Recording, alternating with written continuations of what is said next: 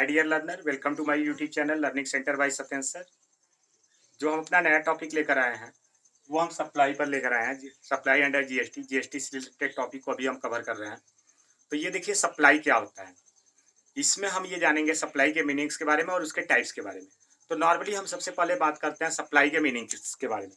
तो देखिए जो सप्लाई होता है, अगर इसके हम मीनिंग के बारे में बात करें तो सप्लाई क्या होता है। जैसे जीएसटी का जो बेस होता है, हमने जब difference between direct and indirect tax पढ़ा रहे थे तो उसमें हमने आपको जीएसटी का बेस बताया था कि जीएसटी का जो बेस होता है वो क्या होता है, supply of goods and services. मतलब गुड्स एंड सर्विसेज का कंजप्शन जो होता है वही बेस है जीएसटी लगाने का। मतलब कोई व्यक्ति कोई गुड्स यूज कर रहा है चाहे सर्विस यूज कर रहा है। अब गुड्स क्या होता है, सर्विस क्या होता है, इसको हमने बहुत डिटेल से एक अलग से वीडियो में हमने आपको बनाया। आई होप आपने वो वीडियो देखा होगा। अगर जिसने नहीं देखा है वो जाके हमारे चैनल में उस वीडियो को देख सकते हैं। तो ये सप्लाई देखिए क्या है कि जैसे कि अब कोई बिजनेसमैन है, तो अगर वो चाहे तो एक बिजनेसमैन दूसरे बिजनेसमैन को कोई गुड्स ट्रांसफर करे या तो एक बिजनेसमैन किसी कंज्यूमर को करे। तो ये इस तरीके का जो ट्रांसफर होता है ना गुड्स और सर्विसेज का ना, उसी को हम क्या बोलते हैं, सप्लाई। मतलब supply refer to transfer of any goods and services from business to business और बिजनेस टू कंज्यूमर। मतलब कोई बिजनेस करने वाला व्यक्ति किसी अदर बिजनेस को कोई गुड्स ट्रांसफर कर रहा है या तो रिसीव कर रहा है तो भी हो जाएगा।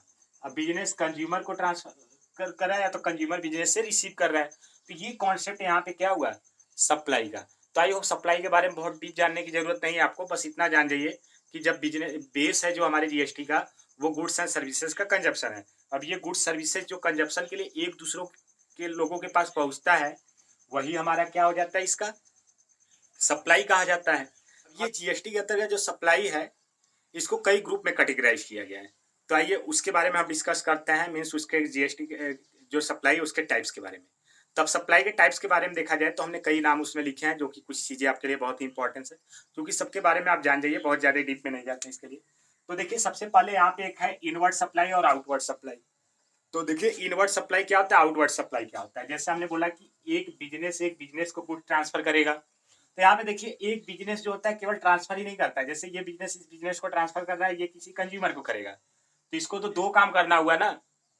ये जो बिजनेस है इसको दो काम करना हुआ। एक तो ये क्या किया, एक कस्टमर को ट्रांसफर कर दिया कंज्यूमर को, और एक बिजनेस से लिया। तो अगर कोई बिजनेस गुड्स को परचेज करता है, मतलब परचेज करने का मतलब क्या है कि गुड्स किसी दूसरे से रिसीव करता है, तो ये जो रिसीव किया जाता है गुड्स ना किसी से, तो वो बिजनेस के लिए क्या होता है, इनवर्ड सप्लाई। लेकिन एक कंज्यूमर अगर गुड्स खरीद रहा है तो उसके लिए इनवर्ड सप्लाई नहीं हुआ, क्योंकि कंज्यूमर तो उसको यूज करने के लिए ले रहा है, बिजनेस करने के पर्पज से तो है नहीं। तो ये जो इनवर्ड सप्लाई होता है वो क्या होता है कि एक बिजनेस किसी दूसरे बिजनेस से गुड्स खरीदता है, चाहे वो बिजनेस हो सकता है, अथोराइज पर्सन भी हो सकते हैं, अनऑथोराइज। तो यहाँ पे जो खरीदा जाता है उसको क्या बोला जाता है, इनवर्ड सप्लाई। और उसी के अपोजिट में एक बिजनेस दूसरे बिजनेस को बेचता है तो क्या होता है, आउटवर्ड सप्लाई। जैसे एक मैन्युफैक्चरिंग बिजनेस है और बी क्या है, एक रिटेल बिजनेस करता है। अब ए बी को क्या किया, गुड्स ट्रांसफर किया। तो ये जो ए बी को गुड्स ट्रांसफर कर रहा है तो ए के लिए तो आउटवर्ड हो गया, क्योंकि इसके लिए तो सेल्स हुआ ना। लेकिन जो बी ने रिसीव किया इसके लिए क्या हो गया, इनवर्ड। अब चूंकि वही बी उसको अगर मान लीजिए कि सी डी ई कोई भी है, मान लीजिए ऐप है कोई बंदा, उसको ट्रांसफर कर दे रहा है, तो ये बी से जो ऐप को ट्रांसफर हुआ वो तो आउटवर्ड हो गया। लेकिन बी ने जो ए से रिसीव किया वो क्या हो गया, इनवर्ड। मतलब इनवर्ड का कॉन्सेप्ट यहाँ पे सीधा सीधा परचेस से है और आउटवर्ड का कॉन्सेप्ट सीधा सीधा सेल्स से है। तो आई होप आपको इसमें कोई डाउट नहीं होगा। अब देखिए जो फर्स्ट सेकंड आपको क्लियर हो गया। अब देखिए थर्ड नंबर पे आते हैं टैक्सेबल सप्लाई और एग्जेम्प्टेड सप्लाई। अब जैसा कि आप जानते हैं कि बहुत सारे गुड्स और सर्विसेज की सप्लाई होता है और सारे गुड्स और सर्विसेज टैक्सेबल हो ये जरूरी नहीं है। कुछ पे टैक्स लगते हैं, कुछ पे टैक्स नहीं लगते हैं। तो जैसे बेसिक गुड्स पे टैक्स नहीं लगते हैं, जो एग्रीकल्चर गुड्स है उस पे टैक्स नहीं लगते हैं। तो जिन गुड्स पे टैक्स नहीं लगाए जाते हैं गवर्नमेंट की तरफ से या तो जीएसटी काउंसिल की तरफ से, उसको हम एग्जम्प्टेड सप्लाई बोलते हैं। अगर कोई सप्लायर एग्जम्प्टेड सप्लाई करता है, जैसे चाहे सीरियल्स हो गए, व्हीट, फ्लावर, ये सब चीज़ें जो पैक नहीं है, ये सब सारी चीज़ें जो बेसिक नीड में आते हैं, क्योंकि एक बहुत बड़ा लिस्ट है। इस लिस्ट को भी हम को आप समझ लीजिएगा जाके कहीं पे भी, या तो हम इसको दे देंगे, इसका एक फोटो अपलोड कर देंगे, आप उसमें देख लीजिएगा वीडियो के एंड में, या तो आपके स्क्रीन पे हो सकता है फोटो दिख रहा हो, तो आप इसमें देख सकते हैं कि बहुत सारे ऐसे गुड्स हैं जो कि क्या कि सप्लाई किए जाते हैं तो उसमें किसी भी तरीके का टैक्स नहीं लगता है। तो ये सब जो सप्लाई है ये हमारे क्या होते हैं, एग्जम्प्टेड सप्लाई होते हैं। इस पे गवर्नमेंट किसी भी तरीके का टैक्स चार्ज नहीं करती है। अगर ऐसे गुड्स की सप्लाई करना है तो यहाँ पे टर्नओवर ये सब चीज़ें 40 लाख के एक्सेस होने पर भी किसी को रजिस्ट्रेशन कराने की कोई आवश्यकता नहीं है। तो सीधा सीधा एग्जम्प्टेड सप्लाई वो सप्लाई होता है जिसपे गवर्नमेंट किसी भी तरीके का टैक्स नहीं लगाती है। अब हमारा जो ये टैक्सेबल सप्लाई है जस्ट उसके अपोजिट है। ये टैक्सेबल सप्लाई मीन्स उन चीज़ों का ट्रांसफर जो कि जिसपे गवर्नमेंट टैक्स लगाई है उसको बोला जाता है टैक्सेबल सप्लाई। जैसे कार का हो गया, अदर चीज़ें जो भी चीज़ें इसमें आते हैं, लग्जरीज गुड्स हो गए या तो कोई भी चीज़ें जो कि टैक्स जो कि जीएसटी सिस्टम के अंतर्गत टैक्स के कैटेगरीज में आते हैं, मतलब एग्जम्प्टेड नहीं है, वो सारे हमारे क्या कहलाएंगे, आपके टैक्सेबल सप्लाई। अब उसके बाद हम देखते हैं तो हमारा एक इंटर स्टेट सप्लाई और एक इंट्रा स्टेट सप्लाई है। ये बहुत ही मोस्ट इंपॉर्टेंट टॉपिक है इंटर स्टेट सप्लाई और इंट्रा स्टेट सप्लाई के लिए। तो सबसे पहले हम जानते हैं इंटर स्टेट सप्लाई क्या होता है। जैसे मान लीजिए कि दो लोग यहाँ पे है, अगर कोई भी ट्रांजेक्शन है तो बिना दो लोगों के तो पॉसिबल नहीं होगा। मान लीजिए एक एक्स है और एक वाई है। ये एक्स जो है ये मान लीजिए कि यूपी का सप्लायर है, इसको जो GSTIN नंबर अलॉट किया गया है उसका रजिस्ट्रेशन कहाँ हुआ है, यूपी में हुआ है। और ये जो वाई है मान लीजिए इसका राजस्थान में हुआ है। तो अब ऐसे कंडीशन में देखिए दो सप्लायर है ना, अब ये बेचने वाला किसी और जगह से और खरीदने वाला किसी और जगह से, मतलब रिसीवर कहीं और से, जो ट्रांसफरर है वो कहीं और से। मतलब जब सप्लाई अपने रजिस्टर्ड स्टेट में न करके किसी दूसरे स्टेट में किया जाता है तो उसको इंटर स्टेट सप्लाई करते हैं। चूंकि ये बहुत बड़ा टॉपिक है प्लेस ऑफ सप्लाई डिसाइड करना कि क्या माना जाएगा। अगर यूपी का पर्सन है कोई सप्लाई करता है वो यूपी में ही माना जाता है तो वो इंटर स्टेट नहीं होगा। लेकिन अगर यूपी के बाहर वो सप्लाई माना जाता है तो वो वहां पे क्या हो जाएगा, इंट्रा स्टेट हो जाएगा। ये मोस्ट इंपॉर्टेंट पॉइंट टॉपिक है। ऐसा इसलिए जरूरी है क्योंकि इंटर स्टेट सप्लाई जो होता है ना, वो कोई भी व्यक्ति बिना रजिस्ट्रेशन कराए, मतलब बिना GSTIN नंबर लिए वो नहीं कर सकता है। चाहे वो टर्नओवर के कैटेगरीज में 40 लाख क्रॉस करता हो या ना करता हो, लेकिन अगर वो इंटर स्टेट सप्लाई करता है तो वहां पे उसको रजिस्ट्रेशन कराना जरूरी है, कंपलसरी है। और यहाँ पे जो इंट्रा स्टेट का कॉन्सेप्ट आता है, यहाँ पे सप्लायर और बायर मीन्स जो आपके ट्रांसफरर है और बायर है दोनों सेम स्टेट से बिलोंग करते हैं। तो जब दोनों सेम स्टेट से, मतलब ये जो एक्स वाई है अलग अलग स्टेट से ना करके दोनों ही यूपी से बिलोंग करते हैं, तो यहाँ पे ये आपका क्या कहलाएगा, इंट्रा स्टेट, क्योंकि दोनों लोग सेम जगह के हो गए। तो आई होप आपको इंटर स्टेट और इंट्रा स्टेट में कोई प्रॉब्लम नहीं होगा। हम वीडियो में आगे बढ़े उससे पहले कुछ चीज़ें आप जान जाइए। ये जो इनवर्ड सप्लाई और आउटवर्ड सप्लाई है ये बिजनेस एक्टिविटी पे डिपेंड करता है। अब खरीदना बेचना ये बिजनेस एक्टिविटी हो गया, और ये जो टैक्सेबल एग्जम्प्टेड है वो प्रोविजंस जो जीएसटी में प्रोविजंस तैयार किए गए उसके बेस पे है। और यहाँ पे जो इंटर स्टेट सप्लाई और इंट्रा स्टेट सप्लाई ये प्लेस के बेस पे है। मीन्स जो प्लेस ऑफ सप्लाई है वो क्या है, सेम स्टेट है कि अलग अलग स्टेट है। क्योंकि प्लेस ऑफ सप्लाई डिटरमाइन करना, कैलकुलेशन करना, उसका प्रोविजंस अलग से दिया गया, तो इसको इस वीडियो में डिस्कस हम नहीं करते हैं। आगे जो मिक्स सप्लाई, कंपोजिट सप्लाई हमारा अभी टॉपिक है जिसके बारे में हम डिस्कस करेंगे। ये पैकेज के हिसाब से है।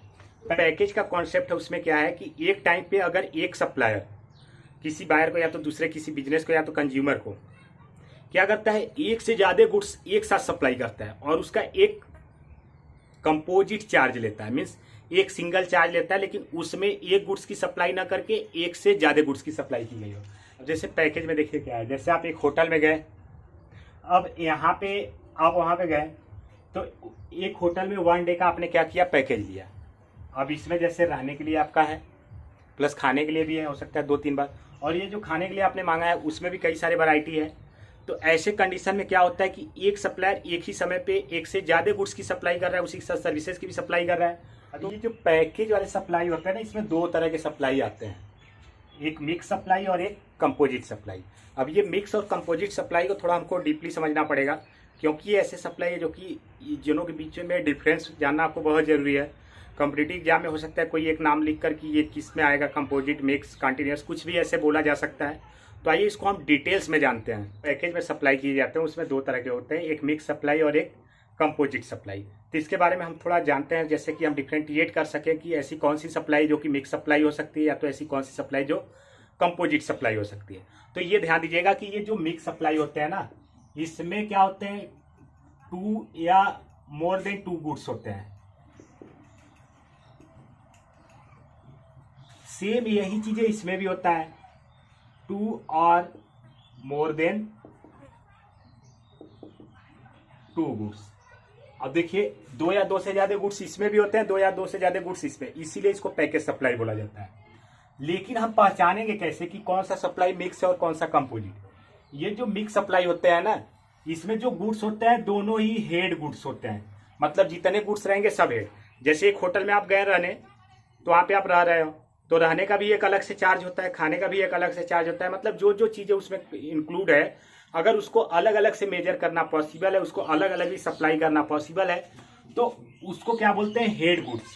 तो यहाँ पे देखिए सिंपल सा कॉन्सेप्ट है कि अगर जो आपने कंपोजिट सप्लाई किया उसमें जो 2 या 2 से ज्यादा गुड्स इन्वॉल्व है, अगर उसको आप अलग से क्लासिफाइड कर सकते हो, अलग से भी उसकी सप्लाई करने की पॉसिबिलिटी होती है, तो उसको हम मिक्स सप्लाई करते हैं। जैसे आप एक कंप्यूटर सप्लाई करते हो, तो एक कंप्यूटर के देखिए अगर पार्ट के बारे में आपको बताने की जरूरत नहीं है, आपके मॉनिटर हो गया, यूपीएस हो गया, सीपीयू हो गया, ऐसे बहुत सारे पार्ट होते हैं। अगर उसका एक पैकेज में अगर हम कंप्यूटर खरीद रहे हैं, सारी चीजें हमको एक साथ भी मिल सकते हैं। अगर हम चाहें तो उसको अलग अलग खरीदना तो अलग अलग भी खरीद सकते हैं।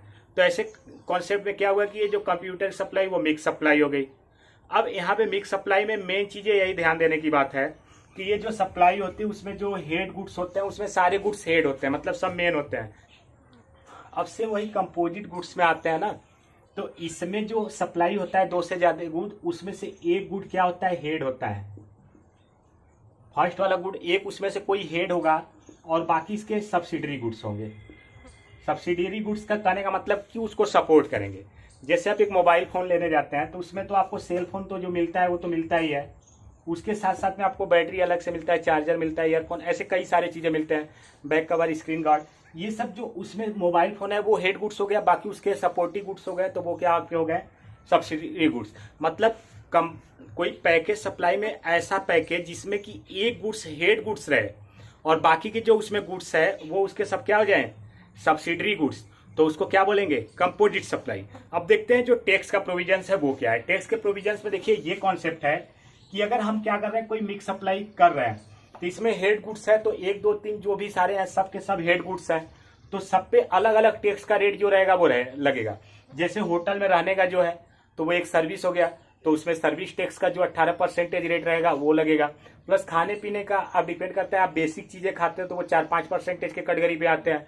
अगर आप एडवांस चीजें मंगा कर खाते हो तो 10-12% के कैटेगरी में आते हैं। मतलब जितने गुड्स रहेंगे उतने तरह के टैक्स रहेंगे, मतलब मिक्स सप्लाई में जितने गुड्स उतने तरह के टैक्स। लेकिन जो कंपोजिट सप्लाई होता है ना, जो हेड गुड्स है, मतलब मोबाइल पे लगने वाला जो चार्ज है वो लगेगा, उसके साथ साथ जो चीजें दी गई है उसकी कीमत को भी उसी में जोड़ दिया जाएगा मोबाइल की कीमत में, और उसी पे टैक्स लगाया जाएगा। ऐसा नहीं देखा जाएगा कि जो आपका बैटरी यूज हो रहा है या तो कोई भी चीजें उसमें, अब यहाँ पे मोबाइल फोन की बात नहीं कर रहे हैं, बाकी चीजें भी है जिसमें कि कंपोजिट सप्लाई होता है। एक हेड गुड्स के साथ सारी चीजें क्या करते हैं, ट्रांसफर करते हैं। तो वो जो हेड गुड्स रहेगा, सब्सिडरी गुड्स के भी प्राइस को उसी हेड गुड्स में जोड़ा जाएगा, और देखा जाएगा जो मेन गुड्स है उसकी जो मेन गुड्स है उस पर जीएसटी किस रेट से लग रहा है, कितना परसेंटेज है, वही परसेंटेज सारे अमाउंट पर अप्लीकेबल होगा। सब्सिडरी गुड्स के भी सब पे सबको जोड़कर उसी हेड गुड्स में शामिल होगी। लेकिन मिक्स सप्लाई में क्या होगा कि सारे गुड्स अपने आप में हेड गुड्स होते हैं, सब पे अलग अलग टैक्स का रेट लगेगा। आई होप आपको कंपोजिट सप्लाई मिक्स सप्लाई में कोई दिक्कत नहीं होगा। अब यहाँ पे मिक्स सप्लाई में अलग अलग सप्लाई पॉसिबल है, लेकिन कंपोजिट सप्लाई में वो उसी का पार्ट होता है, उसको अलग अलग सप्लाई किया जाएगा, तो एक अलग तरीके का सप्लाई हो जाएगा, लेकिन वो लेना पड़ेगा। जैसे आप मोबाइल फोन लेने जाते हैं तो ऐसा नहीं करते कि हमको मोबाइल फोन दे दीजिए, चार्जर मत दीजिए, ये मत दीजिए, हमारा पैसा कम कर दीजिए। दुकानदार कम करेगा क्या, नहीं करेगा, वो बोलेगा कि जो चीजें हैं साथ में वो आप ले सकते हैं। हाँ, ये अलग बात है कि अगर वो चाहे तो उसको खोल के उसको इधर उधर कर दे, क्योंकि तब वो वहाँ पे कंपोजिट सप्लाई नहीं हुआ, तब अलग अलग हो गया। हमारा लास्ट सप्लाई बचता है यहाँ पे कंटिन्यूअस सप्लाई। कंटिन्यूअस सप्लाई बहुत सिंपल है। अब जैसे कि कुछ चीजें होती हैं जिसका आप डेली प्राइस नहीं ले सकते हो, जैसे नॉर्मली आप देखते हो कि वाटर की सप्लाई, अब किसी घर में वाटर की सप्लाई जो होती है पूरे महीने भर की जाती है, तब जाके उसका क्या होता है कि एक दिन आए लोग आएंगे बिल निकालेंगे। और वैसे ही लाइट की सप्लाई भी होती है, लाइट के सप्लाई में भी आप देखते होंगे कि ऐसा नहीं कि डेली आपने जितना जलाया उतने का पैसा वो लेकर गए, या तो पैसा आपने दिया जलाया, ऐसा कुछ नहीं होता है। वो क्या होता है कि सप्लाई कंटिन्यू होती रहती है। अब उसी में लाइट की आपकी सप्लाई हो रही है, कंटिन्यू हो रही है। अब एक ऐसा डेटा आएगा कि जो होंगे इलेक्ट्रिक विभाग वाले आपके आएंगे, मीटर रीड करेंगे और कितना आपका लाइट का बिल है वो निकाल देंगे। तो ऐसी सप्लाई क्या होती है, कंटिन्यूअस सप्लाई बोली जाती है। अब इसमें और भी देखा जाए, नगरों में भी देखा जाए तो गैस वैस की जो सप्लाई होती है वो भी एक कंटिन्यूअस सप्लाई होती है। वहाँ पे सिलेंडर बेस पे सप्लाई नहीं किया जाता है, पाइपलाइन के थ्रू वहाँ पे सप्लाई कर। तो ऐसी चीज़ों का पैसा जो होता है डेली नहीं लिया जाता है, या तो सप्लाई से पहले नहीं लिया जाता है। वो एक कंटिन्यू पीरियड तक सप्लाई दी जाती है। फिर उसके बाद क्या किया जाता है कि वो सप्लाई का एक पीरियड होता है, जब समाप्त होता है तब उसका क्या होता है कि एक बिल जनरेट किया जाता है कि कितना कंजप्शन हुआ, उसको मेजर करने के लिए एक मीटर लगा होता है और उसी के हिसाब से बिल जनरेट कर दिया जाता है। तो आई होप सप्लाई का सारा टॉपिक आपका क्लियर हो गया होगा, इसमें किसी भी तरीके का आपको डाउट नहीं होगा। अगला वीडियो हम क्या करेंगे कि इनपुट टैक्स क्रेडिट पे बनाएंगे। तो अगर अभी तक जो आप लोगों ने चैनल को हमारे सब्सक्राइब नहीं किया, चैनल को सब्सक्राइब कर लीजिए। अगला वीडियो हम जल्दी अपलोड करेंगे, आपको उसके लिए ज़्यादा वेट नहीं करना पड़ेगा। Thanks for watching full video.